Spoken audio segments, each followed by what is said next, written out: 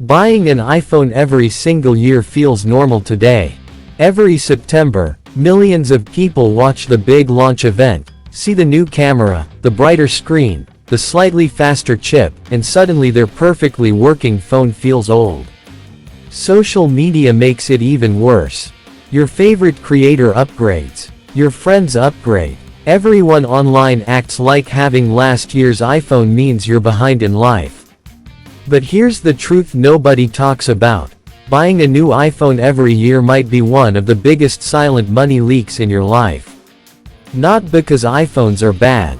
They are amazing products. The real problem is depreciation and opportunity cost. Those two invisible forces quietly destroy wealth while most people never notice it happening. Imagine this. You buy the newest iPhone for $1,200. The moment you open the box, it already loses value. 1 year later, Apple releases another model, and suddenly your phone is worth maybe $700 or even less. That means you lost around $500 in value in just 1 year. Now many people think, well, I traded it in, so it's fine. But the money still disappeared.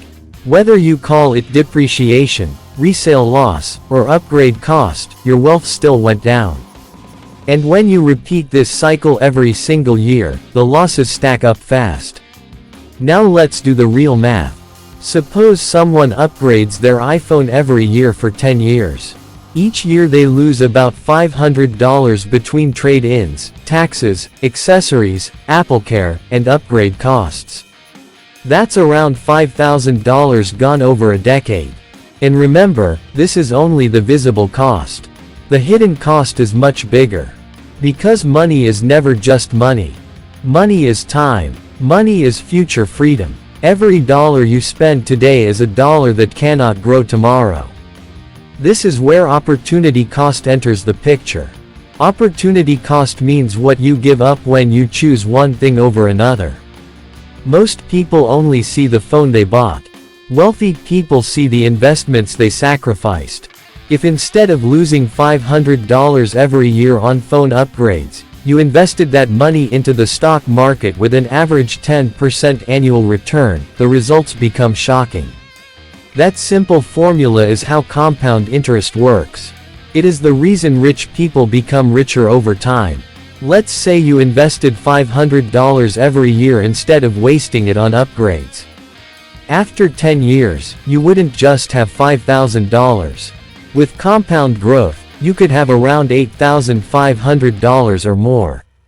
After 20 years, that number becomes massive. After 30 years, you could be looking at tens of thousands of dollars from what originally seemed like small yearly upgrades. Now think about this carefully. Most people say they want financial freedom. They say they want to retire early, start a business, travel the world, or stop worrying about bills. But then they spend money in ways that move them farther from those goals. Wealth is not usually destroyed by one giant purchase. It is destroyed by small repeated habits. The daily Starbucks, the expensive car payment, the constant shopping, and yes, the yearly phone upgrade. The craziest part is that smartphone technology has slowed down dramatically. Years ago, upgrading made sense because each generation brought huge improvements. Better battery, better speed, major design changes. But today, most new phones are only slightly better than last year's model.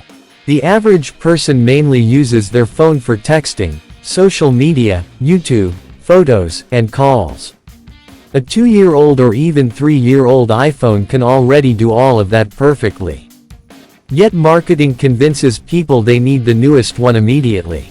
This is exactly how consumer culture works. Companies are not just selling products anymore. They are selling identity. They want you to feel successful, modern, and important when you own the newest device. They create fear of missing out. They create status pressure. And once people start connecting self-worth to possessions, they become trapped in an endless cycle of spending. Think about someone making $60,000 per year. They upgrade their phone every year, finance it monthly, buy AirPods, buy cases, pay for insurance, and maybe even buy an Apple Watch too. Suddenly, hundreds of dollars every month are disappearing into technology payments. That money could have been building investments, paying off debt, or creating an emergency fund. Instead, it is being spent on products that constantly lose value. And this is the difference between looking rich and actually being rich. Many people who appear wealthy online are trapped financially behind the scenes. They have the newest phone, designer clothes, and luxury cars, but little savings and constant stress. Real wealth is invisible. Real wealth is investments, ownership, freedom, and peace of mind. Rich people often understand that assets matter more than appearances. Now let's compare two people. Person A upgrades their iPhone every year. Person B keeps their phone for 4 years before upgrading. Over a decade, Person A might buy 10 phones while Person B buys only 2 or 3. The difference in spending could easily reach several $1,000s. But the bigger difference is what Person B does with the extra money. If they invest it consistently, the gap between these two people becomes enormous over time. This is why small financial decisions matter so much. Most people think wealth comes from making huge amounts of money. But often, wealth comes from keeping and growing money wisely. Someone earning $70,000 with smart habits can become wealthier than someone earning $150,000 with terrible spending habits. Income matters, but behavior matters even more. And let's be honest, most yearly upgrades are emotional, not practical. People buy new phones because they are bored, because their friends upgraded, because influencers made the old phone feel outdated, or because monthly payments make expensive purchases feel cheap. Financing changes psychology. Instead of seeing a $1,200 phone, people only see $33 per month. That sounds harmless. But companies know exactly what they are doing. Small monthly payments encourage people to spend far more than they normally would. The dangerous thing about lifestyle inflation is that it grows quietly. First it's the yearly phone upgrade. Then it's luxury headphones. Then it's streaming subscriptions. Then it's car payments. Then expensive vacations. Over time, your entire paycheck becomes committed before you even receive it. That's why so many high-income people still live paycheck to paycheck. Now, does this mean you should never buy a nice phone? Absolutely not. Money should improve your life.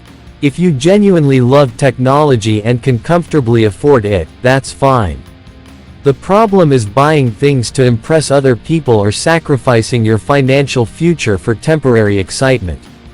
A phone is a tool, not an investment. And treating depreciating products like symbols of success is one of the fastest ways to stay broke. A smarter strategy is simple.